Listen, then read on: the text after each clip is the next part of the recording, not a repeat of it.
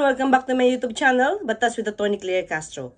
Ang pag-uusapan natin ngayon ay ang naging resolusyon ng Quezon City Prosecutor's Office patungkol do sa reklamo ni Representative Franz Castro sa di umanong grave threats na ginawa ni dating Pangulong Duterte laban sa kanya. Ibinasura nitong January 9, 2024 ng Office of the City Prosecutor ng Quezon City ang reklamong grave threats na isinampa ni Representative Franz Castro laban sa dating Pangulong Duterte. Ayon sa reklamo ni Representative Franz, nagbanta sa buhay niya itong si dating Pangulong Duterte nang ito ay magsabi sa programang Gikan sa Masa ng pero ang una mong target dyan sa intelligence fund mo, kayo, ikaw, Franz, kayong mga komunista ang gusto kong patayin. Pero ang una mong target sa intelligence fund mo, kayo, ikaw, Franz. Kayong mga komunista ang gusto kong patayin. ACT Teachers Party List Representative Franz Castro has filed before the Quezon City Prosecutor's Office a criminal complaint against former President Rodrigo Duterte. Castro filed a complaint of grave threat under Article 282 of the Revised Penal Code and Section 6 of the Cybercrime Prevention Act of 2012 for the statements Duterte made over an SMNI program. In the program, Duterte talked about the confidential fund of his daughter, Vice President Sara Duterte, advising her to say the secret funds will be used to address the long-standing insurgency. The former president also referred to Castro as a target for the use of secret funds, saying she is, quote, one of the communists who I want to kill. Castro believes ex-President Duterte's threats are linked to her role in scrutinizing the confidential funds and its removal from different offices. The lawmaker says she is only doing her job and that Duterte should be held accountable for his threats. Ginagampanan lang natin yung trabaho natin bilang kongresista, bilang mambabatas. Hindi pwedeng pug-oppose ka sa mga sinasabi namin o kung ikaw ay hindi sang-ayon sa aming mga posisyon, hindi pwede yung basta ka na lang na magbabanta sa buhay ng kongresista o kahit na anumang simpleng tao. So hindi dapat ginagawa yun ni dating Presidente Rodrigo Duterte. Nag-file itong si dating Pangulong Duterte noong December 2023 ng kanyang counter-affidavit. Ito ang mga sagot niya sa kanyang reklamo. Sinabi ni FPRRD na walang basihan ang reklamo ni Representative Franz Castro laban sa kanya. Hindi daw natugunan ang mga rekwisito o requirements para magkaroon ng probable cause na maging daan para maisampa ang reklamo sa korte. Sinabi pa niya na hindi siya gumawa ng actual threat o pananakot kay Congressman Franz. Ang sabi niya ay kinukwento lamang niya sa Gikan sa Masa ang naging pag-uusap nila ng kanyang anak na si VP Sara. At ang pagsasabi niya raw nito ng kayo, ikaw, Franz, kayo mga komunista ang gusto kong patayin, ay hindi salita ng pananakot, kundi opinion lamang at walang sino mang target, taliwas sa bintang ni Representative Franz. Dagdag pa ng dating Pangulong Duterte na yung kanyang naging salita ay tugon lamang sa tanong ng isang viewer patungkol sa kumakalat na pag-impeach daw sa kanyang anak na si VP Sara at wala siyang anumang intensyon na manakot kay Representative Franz. Matapos nito ay ninais pala ni Representative Franz at ng abogado nito na mag-file ng manifestation para patunayan na deliberate ang pananakot ni dating Pangulong Duterte sa kanya. At ito nga raw ay may 358 guns at dahil dito ay kaya niyang pumatay ng tao. 2 weeks before then President Rodrigo Duterte ended his term, he registered at least 358 firearms, all with 10-year validities and legal backing through a law he enacted in 2022. Duterte's guns were all approved by the National Police for licensing in June 2022 with an expiration in March 2032. A known gun enthusiast, Duterte holds a Type 5 license which allows certified gun collectors to have more than 15 guns. Documents obtained by Rappler reveal Duterte's licensed firearms include 222 pistols, 72 rifles, 45 revolvers, 13 shotguns, 2 small arms, 1 machine pistol, 1 high-powered rifle, and a barrel. Former lawmaker and human rights lawyer Carlos Zarate says the amount of firearms is a cause for concern given that Duterte already has the presidential security group to protect him.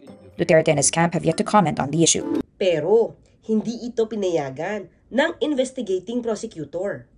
Tandaan natin na probable cause lang ang kailangang maipakita ng complainant at hindi dapat umaktong parang judge ang isang investigating prosecutor na dumidinig lamang ng preliminary investigation. Probable cause refers to reasonable grounds based on factual circumstances that the crime has been committed and that the person accused is likely responsible. Ang investigating prosecutor, pag nagre-resolve ng reklamo, ay titignan lamang niya kung may malamang na dahilan na paniwalaang maaaring naganap ang krimen. At ang nirereklamo ay may posibilidad na gumawa nito. Hindi ito trial on the merits na ang judge na ang siyang gumagawa. Ano ba ang nangyari sa reklamong ito ni Representative Franz? Bakit ito na-dismiss? Pero syempre, unang-una gusto kong sabihing humahanga tayo sa bilis ng pagkakarisolba ng kasong ito. Bravo! Sana all sa lahat ng kaso. Ano-ano nga ba ang elemento ng grave threats? Number 1, the offender threatened another person with the infliction upon their person, honor, or property. Ibig sabihin na yung nirereklamo o yung offender di umano ay nagbanta sa isang tao ng isang pananakit sa kanya o kaya sa kanyang dignidad at danyos sa kanyang mga ari-arian. Number 2, such wrong amounted to a crime. Number 3, the threat was not subject to a condition. So, ibig sabihin, wala namang kondisyong kailangang tuparin yung tinatakot. Basta siya ay nag-threaten lamang or nanakot lamang. Dito sa kasong ito, ano ba ang naging basihan? Ang sabi ng investigating prosecutor, wala daw sapat na ebidensya para iakyat ang kaso sa korte. Dahil ang mga elemento daw ng grave threats ay hindi naipresenta. So, dito ba sa sinabi ni dating Pangulong Duterte ay may threat ba o pananakot? Ang sabi niya kasi, uulitin natin, kayo, ikaw Franz, kayong mga komunista ang gusto kong patayin. Kapag ba gustong patayin, death threat ba ito?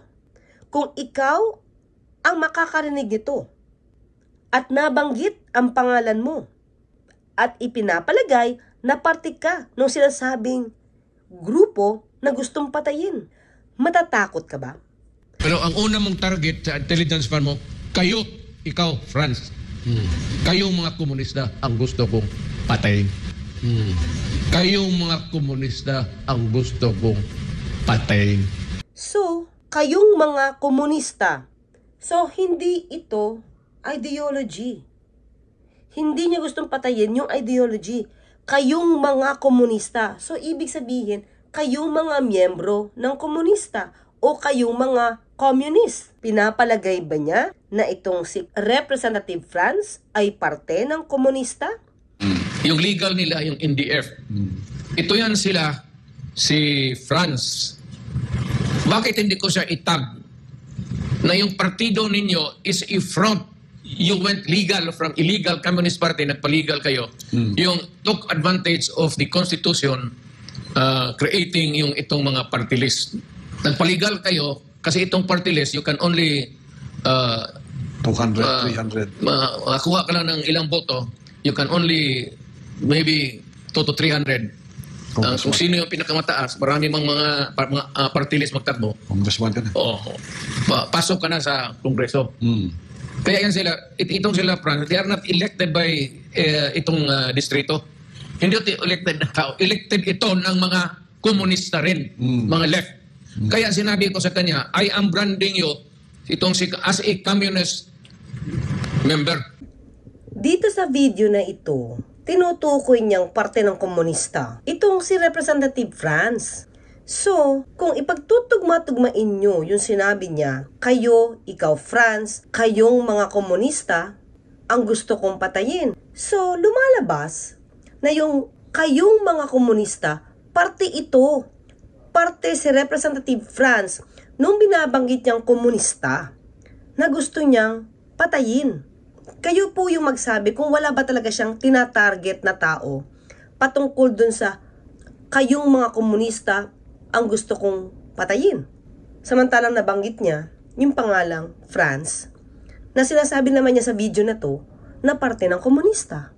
Kung ang pangalan mo ang nailigay dito at matagal ka nang nire-red tag o sinasabing parte ng komunismo o ikaw ay komunista, matatakot ka ba sa binitawang salita nito ni dating Pangulong Duterte? Kung halimbawang bata ang nagsabi nito, halimbawa nag-away ang dalawa niyong anak, parehong 12 anyos, at dahil sa galit yung isa, dahil sa kanilang paglalaro, nagsabing, ikaw, kayo, ng pamilya niyo, gusto ko kayong patayin. May threat ba?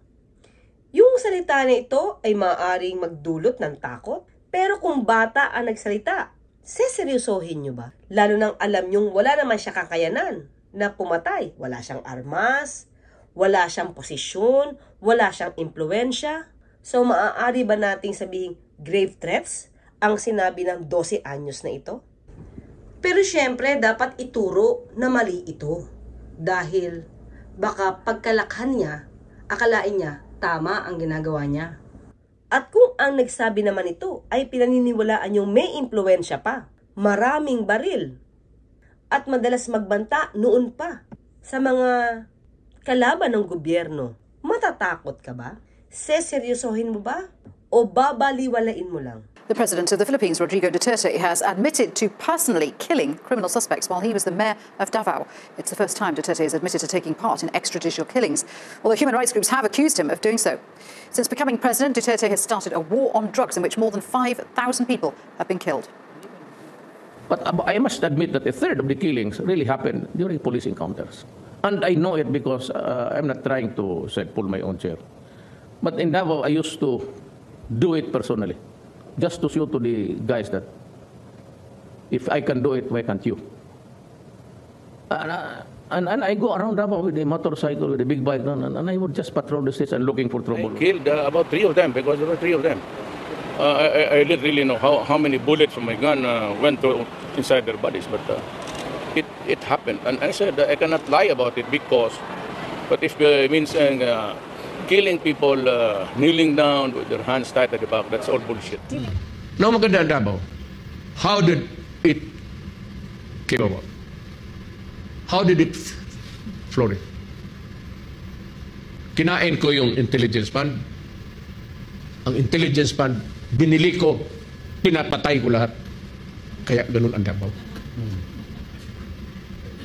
Yung mga kasama ninyo, pinatigok ko talaga. Kayo po ang mag-isip. Tandaan natin, probable cause lang ang hinahanap natin dito. Probable cause lang ang dapat hinahanap ng prosecutor kung dapat bang maisampa ang kaso sa korte para yung judge ang manghusga at gumawa ng judgment kung ang isang accused ay talagang guilty sa kasong grave threats. Kasi kapag preliminary investigation lamang, kahit sabihin natin na naisampa ito sa korte, hindi po nangangahulugan na guilty na yung nasampahan ng kaso sa korte. Probable cause lang yun. Ibig sabihin, maaaring nagawa. Maaaring ginawa niya ito, kaya dapat dinggin ito ng korte. Hindi pa kailangan na mag-decide. So, ibig sabihin rito, hindi po obligasyon ng prosecutor na magbigay ng judgment at palitawin that it should be dismissed because the prosecution failed to prove the guilt of the accused beyond reasonable doubt. Probable cause lang po ang hinahanap dito. Sa reklamong ito, tila hinusgahan na rin ng investigating prosecutor na pagbibiro lamang ang ginawa ni dating Pangulong Duterte na hindi daw dapat na seryosohin ang mga salitang ito na binitiwan niya. Sabi pa sa resolution, that Duterte made jokes and sarcastic comments throughout the show, indicating he was not serious enough to execute or materialize the threats. Paano kaya nasabi ng investigating prosecutor na joke lang ang sinasabi ni dating Pangulong Duterte? At ito ay nagpapakita lang ng hindi magagawa ni dating Pangulong Duterte yung binabanggit na pananakot. Wala daw kakayanan si dating Pangulong Duterte na ituloy yung banta, yung pagpatay. So, paano kaya niya na-conclude na hindi seryoso ang mga bantang ito at hindi ito magagawa ng dating Pangulo?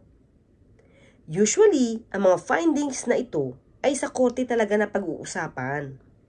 Ang lalim ng mga depensang ito ay papatunayan sa korte.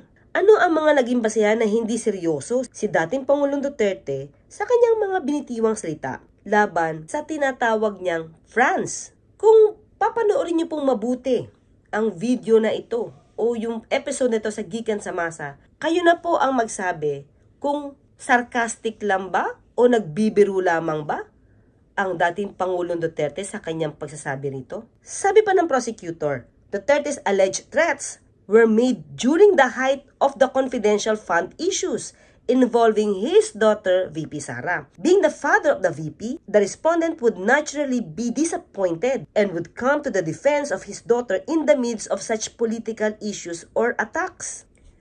Dagdag pa ng investigating prosecutor. The fact that Duterte made so many preliminaries and even interjecting sarcastic jokes in between and using terms in jest and in banter with the program host Apollo Kibuloy only indicates that he is not that serious enough to really execute and materialize the threats allegedly conceived in his mind. Ibig kaya niyang sabihin, nung sinabi ito ni dating Pangulong Duterte, siya ay disappointed sa issue patungkol sa confidential funds. Kaya ipinagtanggol lamang niya ang kanyang anak. Ibig bang sabihin nito na justified lang pala ang tao na magsalita ng ikaw, gusto kong patayin? Kasi galit siya sa umaapi o tumutulig sa kanyang mahal sa buhay? O kaya basta disappointed ka, allowed ka magsalita ng itong mga klaseng salita at wala kang anumang criminal liability? Hindi kaya delikadong kaisipan ito? Nagtatanong lang naman. Para kasing na-justify ang mga ganitong klaseng salita, basta galit ka o may ipinagtatanggol ka. Na-trigger nga lang daw itong si dating Pangulong Duterte sa mga issues na ito. Inamin pala ni Pangulong Duterte na na-trigger siya sa issue ng confidential funds. Kaya justified ang kanyang heightened emotions.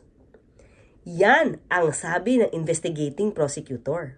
Sinabi pa ng investigating prosecutor na walang ebidensya na talagang gagawin ni dating Pangulong Duterte ang banta sa mga umaatake o attackers ng kanyang anak. Dagdag pa nito, unusual daw na magsasagawa pa ng public threats si dating Pangulong Duterte sa edad niya ngayon. Ibig bang sabihin na kapag ang nagsalita ng ikaw, kayo, gusto kong patayin ay nasa advanced age na, ay ligtas na at wala ng criminal liability? Kasi sabi nga ng investigating prosecutor, unusual naman daw magbanta ang mga matatanda. Anong edad ba kaya ang sinasabing ito ni prosecutor? Ano yung advanced age na sinasabi niya? Saan kayang siyensya ito makikita para ma-justify naman niya ang kanyang contention patungkol dito na kapag ka nasa advanced age na, hindi na rin pwedeng gawin ang kanyang pananakot. Anyway, itong resolution ni investigating prosecutor, hindi naman po ito jurisprudence. Maaaring ito lang ang kanyang naramdaman at nakita habang nagsasagawa siya ng preliminary investigation. Pero hindi ibig sabihin na kapag matanda ang nagsabi ng kayo ang gusto kong patayin, maaari na siyang mailigtas ng resolution na ito sa anumang criminal liability. So mag-ingat pa rin po kayo sa inyong pananalita dahil baka sa inyo, hindi gumana ang resolution na ito. Dahil syempre, iba naman ang dating Pangulong Duterte at iba naman ang ordinaryong tao. So kayo po, ano sa tingin nyo? Sa mga salita bang binitawan ni dating Pangulong Duterte na kayo, ikaw Franz, kayong mga komunista ang gusto kong patayin? Ilagay nyo ang sarili nyo doon sa taong nabanggit ang pangalan. Matatakot ba kayo? Kung sa palagay ng kampo ni Representative Franz na may mali sa nangyaring resolusyon ng investigating prosecutor ng Quezon City, maaari pa naman silang magsampa ng motion for reconsideration. So, tignan na lang po natin kung may gagawin nga bang aksyon itong sina Representative Franz at ang kanyang abogado. Hanggang sa muli, magkita't magkarinigan tayo. Ako po sa Tony Claire Castro, nagpapaalala, huwag tulugan ang inyong karapatan.